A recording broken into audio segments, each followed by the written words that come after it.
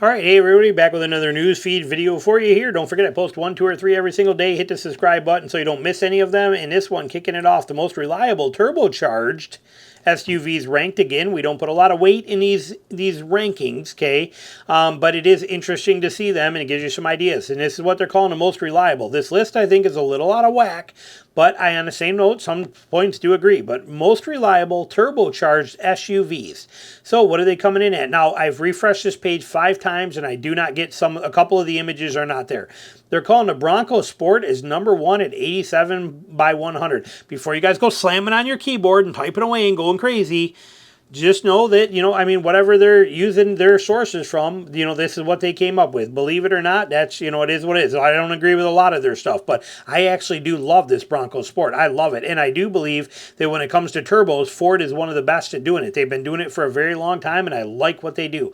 But they're calling number 1 Ford Bronco on here. Okay, number 2 is the Honda CR-V, coming in at 84 reliability score. This one coming in at 87. So this list is ranking best to worst. Okay, so we go down here, number 3, we got a BMW X3. So they're technically saying it's the Ford Bronco Sport is more reliable than a BMW X3. Let that sink in. Do what you want with the info. But, like I said, to each your own on their opinions in here and whatever they come up with. We don't trust all these lists all the time. But this is where this one comes in at. The Mazda CX-5, I think this is the last missing one, comes in at 82 out of 100. The Acura RDX comes in at 81. And the Mercedes GLC comes in at 81 at number 6.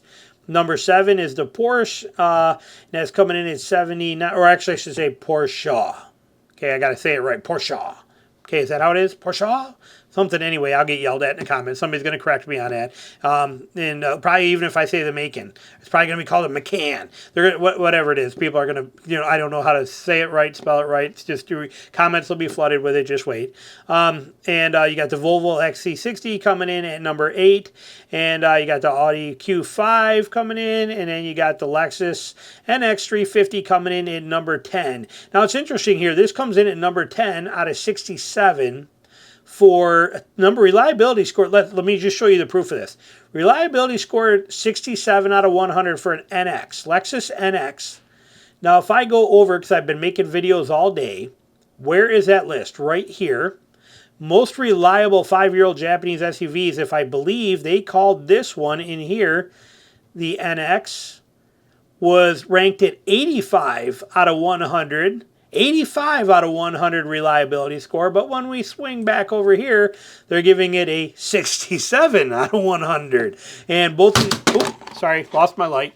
But both of these are actually coming in at, both of these lists we made are within like a couple of days each other on the same website. Top speed here, top speed here. So, take it for what it's worth.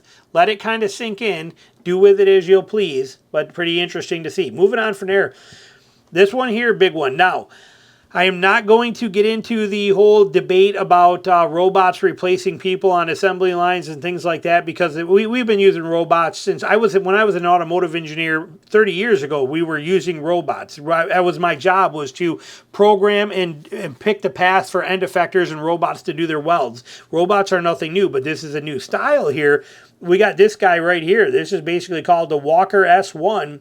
BYD is going to do a ton of these, and so are a lot of other places.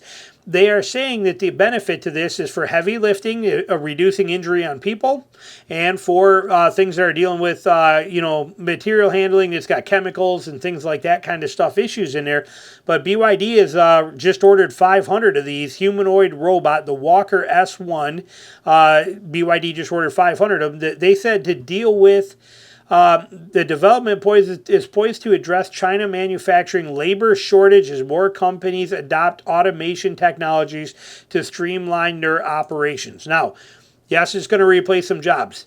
Me as a consumer of vehicles and the quality of vehicles we have today, I honestly would not have a problem. Now, it sucks about the jobs, but I do believe these robots will do a much better job of making sure our vehicles are built right, less recalls, less problems, less crap slipping through there, less BS happening. I as a consumer, look at this and go, So they're going to get these in there, and then I'm going to get a much better car with way less problems because this thing actually does his job perfectly, rather than the guy that doesn't care about his job, just wants to sit at Facebook on his phone all day, play with stuff, look at cat pictures, and all this kind of thing. I'm on a fence on this. The loss of jobs sucks.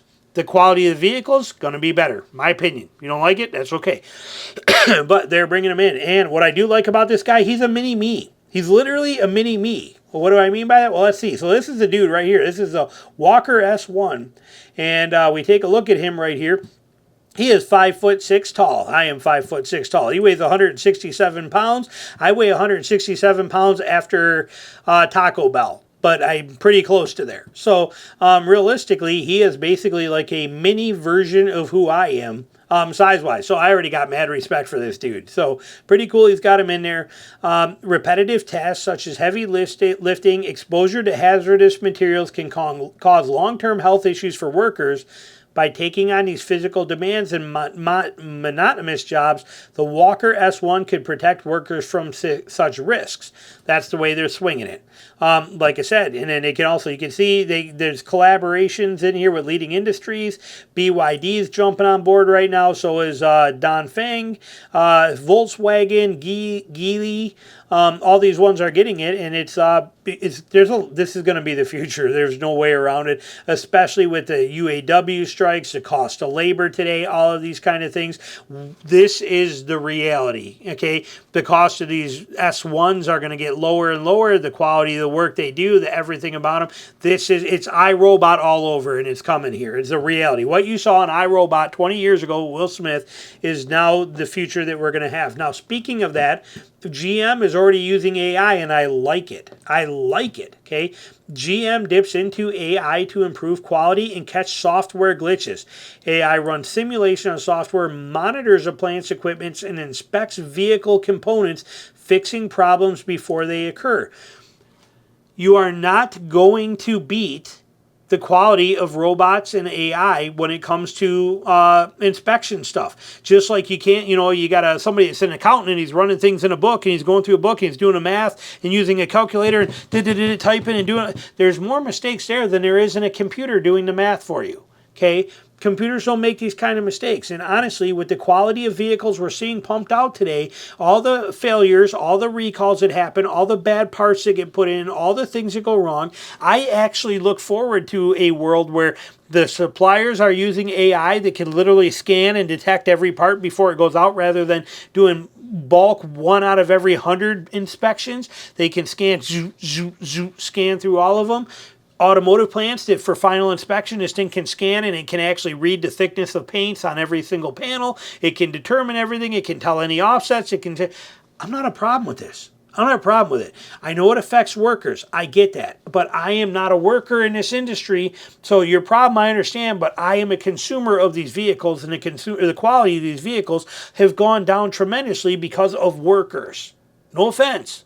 But in my opinion, they have. So I'm okay with this, especially when it's just like I said, some people are going to get mad at that, and I get it. I don't want to see people lose their jobs, not even a little bit.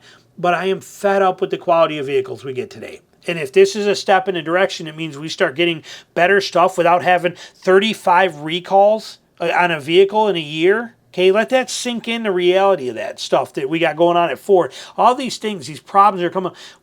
Wouldn't it be nice to not have that anymore? And this is probably a step in that direction. I would like to know your comments down below. But don't go jumping in there yelling at me that I'm anti-American and all this because I want a robot to replace a job. It's not that.